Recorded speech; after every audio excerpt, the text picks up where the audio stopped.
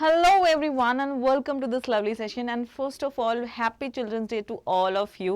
तैयारी शुरू करो और अच्छा जब रहेगा जब आपकी तैयारी अच्छे से शुरू हो जाएगी, सीरियसली आप शुरू कर देंगे तो बोर्ड्स में आप अच्छा स्कोर कर सकेंगे।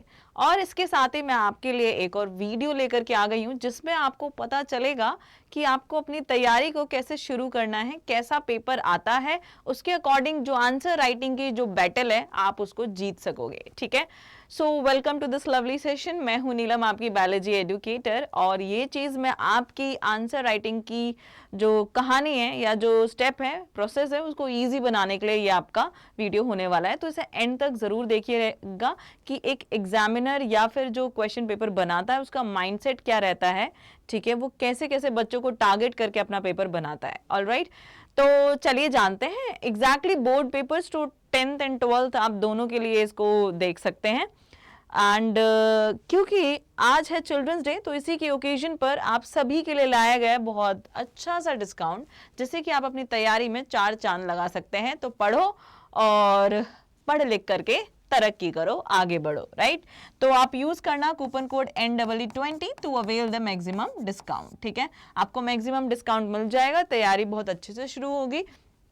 सिर्फ कॉन्सेप्ट्स ही नहीं, बहुत सारी चीज़ें आपको यहाँ पर मिलती हैं, practice, question, doubts solution, test papers, बहुत सारी चीज़ें आप यहाँ पे मिलती हैं। तो जाकर के ज़रूर परचेज करिएगा, यूज़र कूपन कोड NEE20। तो आ जाते हैं कि एग्जैक्टली जो CBSE बोर्ड का जो पेपर होता है 10th एंड 12th, कितने स्टूडेंट हैं जो ये पेपर देते हैं। ऑलमोस्ट ऑन एन एवरेज 2024 के हिसाब से देखें तो 44 लाख स्टूडेंट्स ये एग्जाम देते हैं। इसमें से अगर हम बोर्ड्स 10th का आंकड़ा लें तो थोड़ा सा ज़्यादा होता है as compare to the 12th का। ठीक है, अब पासिंग परसेंटेज की बात करेंगे। This is exactly what percentage. Passing percentage की अगर मैं बात करूं यहाँ पर कि इतने में से कितने बच्चे पास हो जाते हैं, जब आपको पता है, आप जैसी जगह भी रहते हैं, आपको हल्का बहुत आइडिया होगा कि कितने बच्चे का पढ़ने का लेवल इतना है, एवरेज है, अबव एवरेज है, बिलो एवरेज है। बट आप परसेंटेज जब देखेंगे, पासिंग परसेंटेज, तो आपको समझ आएगा कि पेपर की जो एक आइडिया जो होता है, आइडियोलॉजी क्या है एक CBSE बोर्ड पेपर बनाने की। आपको ये इन दोनों चीज़ों को मैंने इसलिए लिखा है ताकि आइडिया लगे कि पेपर कैसा बनता है। तो क्लास 10th में जो देखा जाए तो 90 से 93% बच्चे इजीली इस पेपर को क्या करते हैं, पास कर लेते हैं। लेकिन क्लास 12th की बात करें तो ये जो परसेंटेज है ये 87 to 90 के बीच में लाई करता है। 2024 का ऑलमोस्ट अबव 87 था। नॉट अबव 87 का मतलब ये नहीं है 89 90 नहीं, इट इज 87 पॉइंट समथिंग था रेशियो, परसेंटेज जो बोल सकते हैं पासिंग स्टूडेंट्स का। क्लास में जब हम ये देखते हैं कि एवरेज स्टूडेंट कितने हैं, अबव एवरेज कितने हैं और बिलो एवरेज कितने हैं, बिलो एवरेज भी पासिंग में ही आते हैं। बिलो एवरेज में कुछ ऐसे होते हैं जो बिल्कुल ही नहीं पढ़ते हैं, वो पास नहीं होते हैं, बाकी के बच्चे पास यहाँ पर होते हैं। ठीक है, तो पेपर बनता है मतलब इजी से मॉडरेट, जो लेवल है पेपर का वो इजी से मॉडरेट रहता है। मैक्सिमम परसेंटेज जो पेपर का है वो ऐसा रहता है। अब पेपर इजी से मॉडरेट लेवल बनाने के लिए क्या किया जाता है, मान लीजिए आपके पास सब्जेक्ट है, सब्जेक्ट 1, सब्जेक्ट 2, सब्जेक्ट 3। ठीक है, XYZ और भी सब्जेक्ट्स ले लो, जितने भी सब्जेक्ट हैं। आपका पेपर बन गया है, बनने वाला है, ये क्या है, आपका पेपर बन चुका है। ठीक है, तो रेडी हो जाओ, पेपर पहले ही बन चुका है, बस आपकी तैयारी यहाँ पे बची हुई है, मुझे लग रहा है ना। अब मान लीजिए बायोलॉजी एक सब्जेक्ट है, तो क्योंकि आपको पता है कि जो हमारा CBSE बोर्ड जो ये पेपर कंडक्ट कराता है, तो CBSE बोर्ड का जो हेड क्वार्टर है वो कहाँ पर है, दिल्ली में है। तो CBSE बोर्ड क्या करता है, एग्जैक्टली दिल्ली में से ही 5 से 6 टीचर्स या 4 से 5 हम टीचर्स को बोल सकते हैं, वो एक सब्जेक्ट के लिए बुलाता है, उनको बोलता है तुम पेपर बनाओ। वो पेपर का पैटर्न जो उन्हें दिया जाता है, 1 मार्क क्वेश्चन इतने, 2 मार्क इतने, 3 मार्क इतने, वो उस हिसाब से अपना अपना एक पेपर बनाते हैं। मान लीजिए एक टीचर 1 ने क्या बनाया, एक सेट बनाया 1, राइट। इस सेट के 3 सीक्वेंस होंगे जो कि होगा A, B एंड C।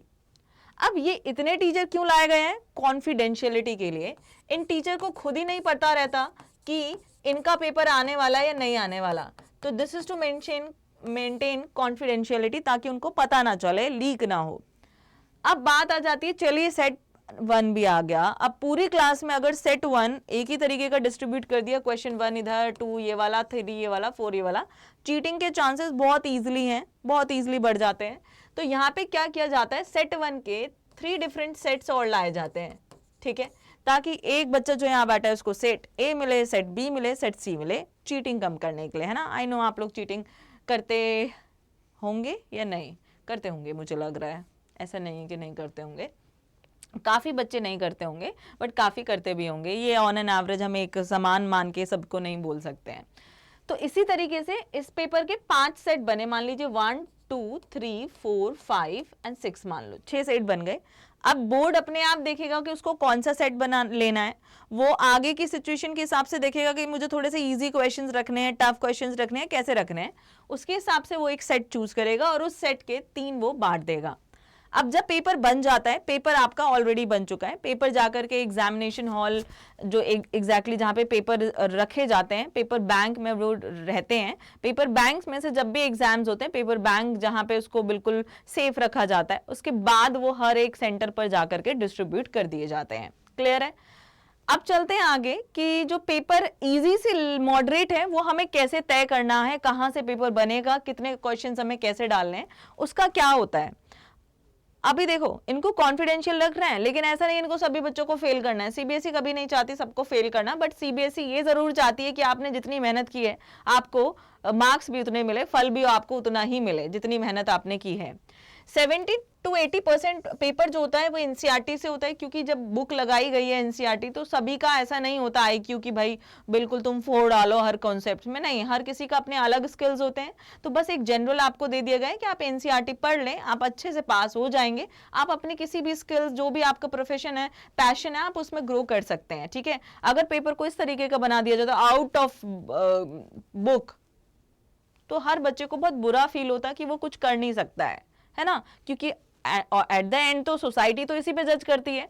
इसलिए हर किसी की साइकोलॉजी को देख करके, हर किसी के चॉइसेस को देख करके पेपर को 70 to 80% ईजी रखा जाता है। ईजी रखने में भी डायरेक्ट क्वेश्चंस एनसीईआरटी से आते हैं, प्लस थोड़े से इनडायरेक्ट आते हैं, बट वो क्या होते हैं, इन टेक्स्ट, आपके जो टेक्स्ट होता है एनसीईआरटी का उसी के बीच में से वो डायरेक्ट क्वेश्चंस वहां से बना देते हैं, राइट। अब आती है बात 82% 100। मान लीजिए जो साइंस जिसको बहुत पसंद है उसने ली ही इसलिए था क्योंकि उसको मजा आता है उसको पढ़ने, उसका पैशन है रिसर्च वगैरह का, वो बच्चा तो बहुत अच्छे से पढ़ेगा, या जिसको नॉर्मली पढ़ना अच्छा लगता है वो बहुत अच्छे से पढ़ेगा। सो 80 to 100% बच्चे होते हैं जिनका कॉन्सेप्ट बहुत अच्छा होता है, तो कॉन्सेप्चुअल बेस्ड आपके क्वेश्चन बनते हैं। कॉन्सेप्चुअल बेस्ड कभी कभी ये क्या करते हैं, डायरेक्ट एग्जाम्पलर क्वेश्चन को दे देते हैं, और बहुत बार उसको रीजनिंग की फॉर्म में रीफ्रेज करके ये क्वेश्चंस यहाँ पर बार बार देते रहते हैं। रीफ्रेज करा जाता है आपको कंफ्यूज करने के लिए, उसकी लैंग्वेज को थोड़ा टफ बनाया जाता है आपको कंफ्यूज करने के लिए, आपका टाइम लेने के लिए।